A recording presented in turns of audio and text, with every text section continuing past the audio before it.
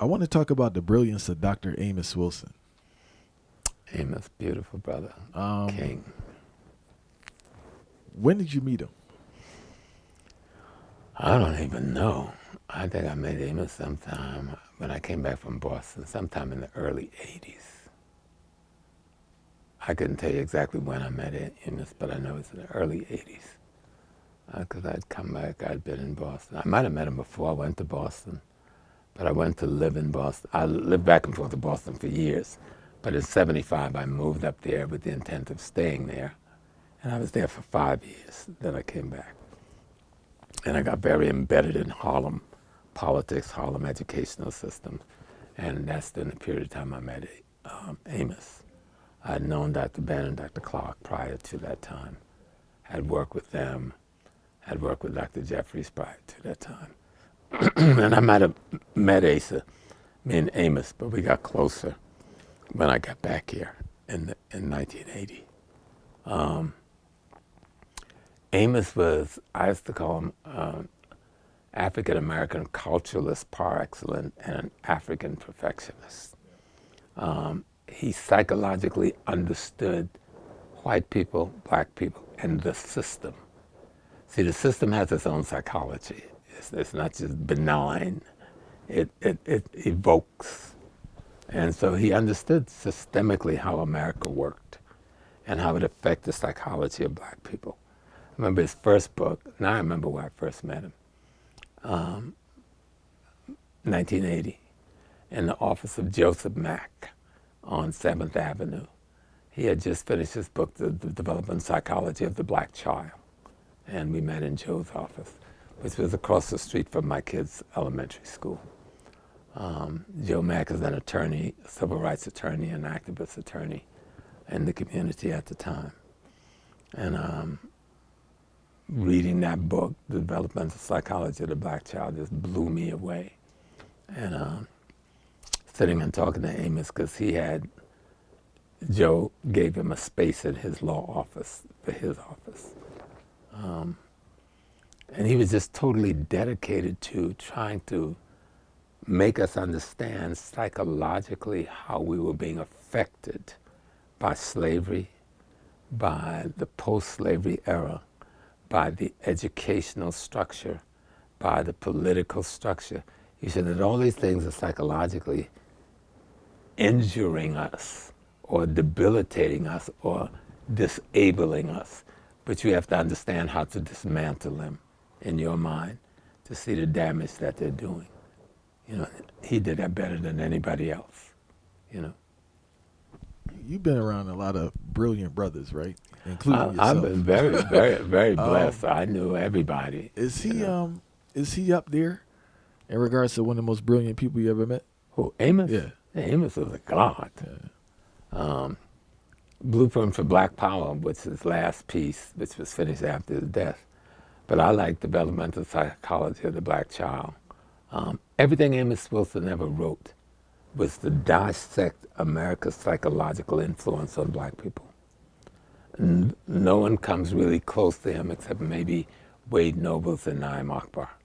But I put Amos above both of them in terms of analyzing the psychological influence, the psychological damaging, the psychological abuse of black people by the system, and the deliberacy of them, the structured, organized manner in which that psychology was used against us. And Dr. Wilson and Khalid Muhammad both died of aneurysms? I know Khalid died from an aneurysm. I weren't quite sure. I know Amos had high blood pressure. Khalid had high blood pressure. Most people didn't know that. I knew that. Amos also had an extreme case of asthma. Extreme case of asthma. Whatever else was going on, I didn't know. But I know him, Khalid, and myself, we were marching, and it was raining like really bad that day to support the merchants on 125th Street who had been removed by the police that morning. I think Reverend Sharpton was with us too. He came up later. And And then, I mean, we were out there marching in the rain and everybody got soaked. And by the time we agreed who would get arrested and who would go and try to get them out, Reverend Shopton was arrested, I think Khalid was arrested. Me and Amos, we didn't get arrested because I didn't play that getting arrested thing. And we got to the precinct, by then Amos was shaking. And I remember I got a couple of brothers to put him in a cab and take him home. That's the last time I saw him. I never saw him. He got sick after that, and I never saw him again. So I don't know whether it was an aneurysm that finally took him out, or whether it was the chronic asthma, or whether it was the high blood pressure, or a combination of all of those things. Those things also affects your kidneys and so forth.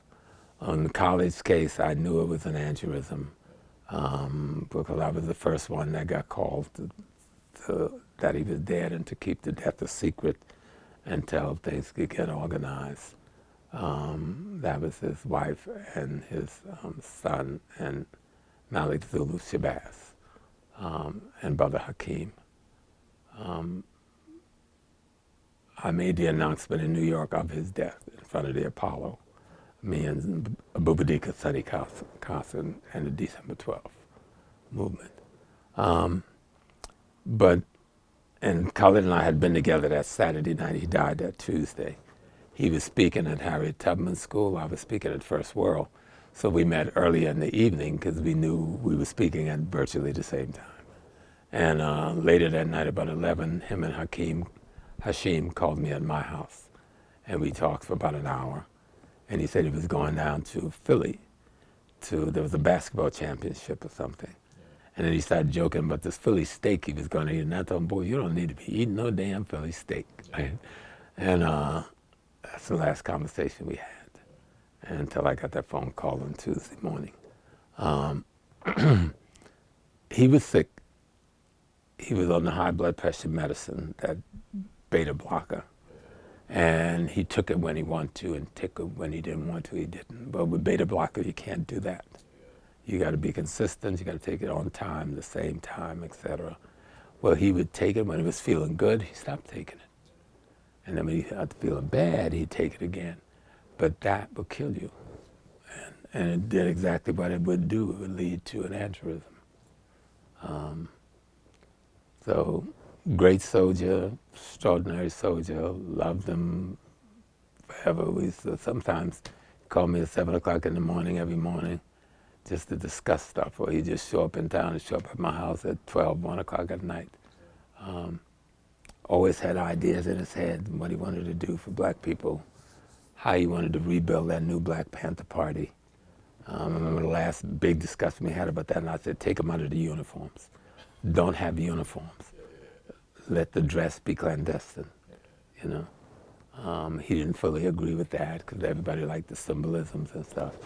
I still feel the same way about that.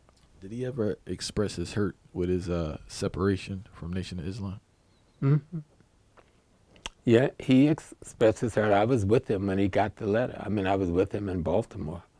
Me and him and Seg met Dr. Patricia Newton. And he got a letter from one of the big ministers in D.C. actually threatening him for harming the minister's program. He cried like a baby, you know. He never wanted to leave the Nation of Islam. He never saw himself as an enemy to the minister. He always loved the minister and followed the minister's lead. He disagreed with certain things, but almost anybody disagreed with your leader on something. But the night he was in Jersey, we were at Kane College, I was with him that night also. But Jeff Carroll and some of the others, the student union had invited us to speak. And we were inside. Jeff came in and said this little white reporter wanted to come in. Normally we didn't let white people into our meetings. And I said no. Khalid said yes. And he just insists. And we get up and go walk outside. That was the source of the problem, then, that reporter? Right, that reporter. He got to the door and I told him, don't let the dude in here. He said, no, bring him in. He brought a dude in and said, sit him right in front of him.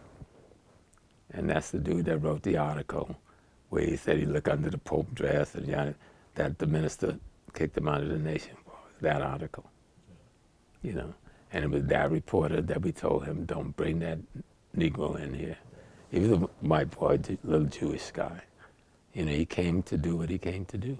It was like almost like a Malcolm X 2.0 in a sense, because I saw speeches where he said he was reaching out to Farrakhan, but he wasn't getting a response. Yeah, I don't know all of the details of their relationship because I didn't really know their relationship like that. I mean, I know a lot more than most people because Khalid told me a lot about from the very beginning when he was walking around with the Quran and cut out with the 9mm in the Quran. When the minister had nobody to stand with him but him, he was the one standing with him alone.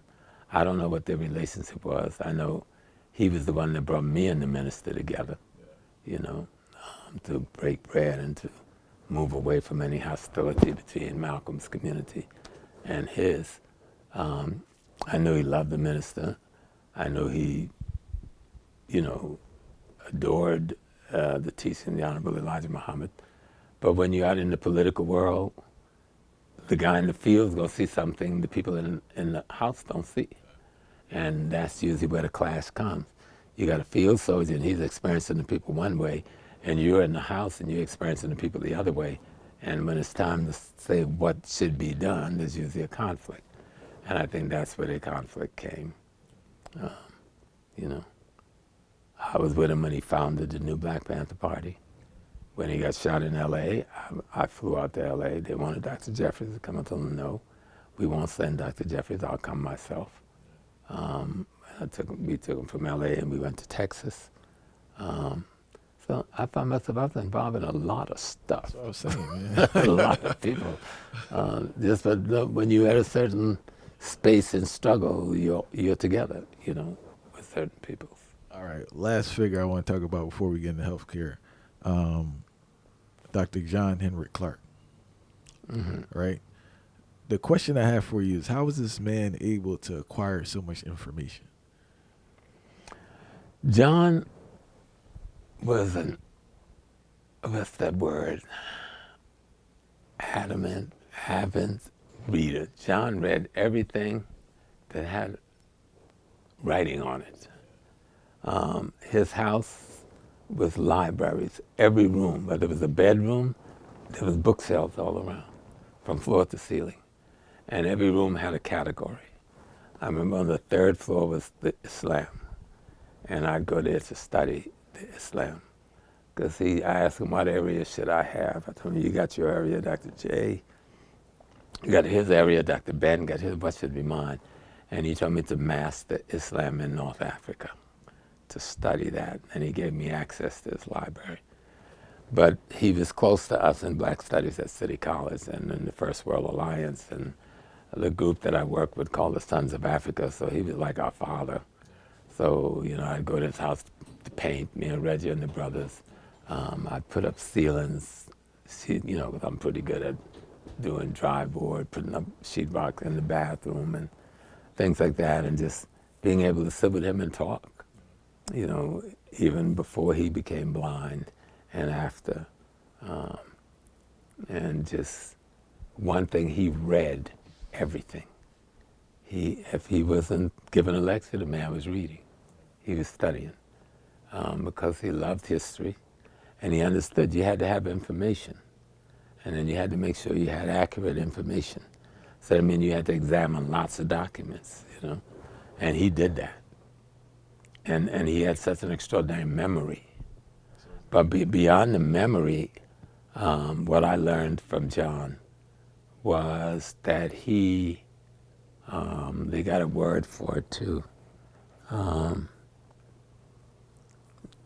people call it channel.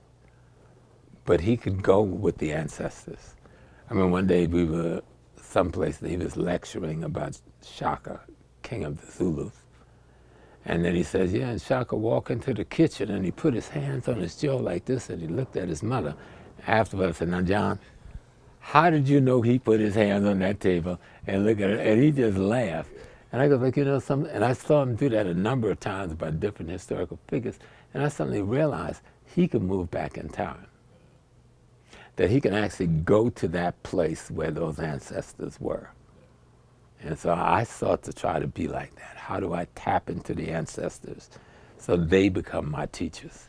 And I think John had, through becoming such a learned individual, had moved beyond the realm of now into the realm of where we used to be, you know?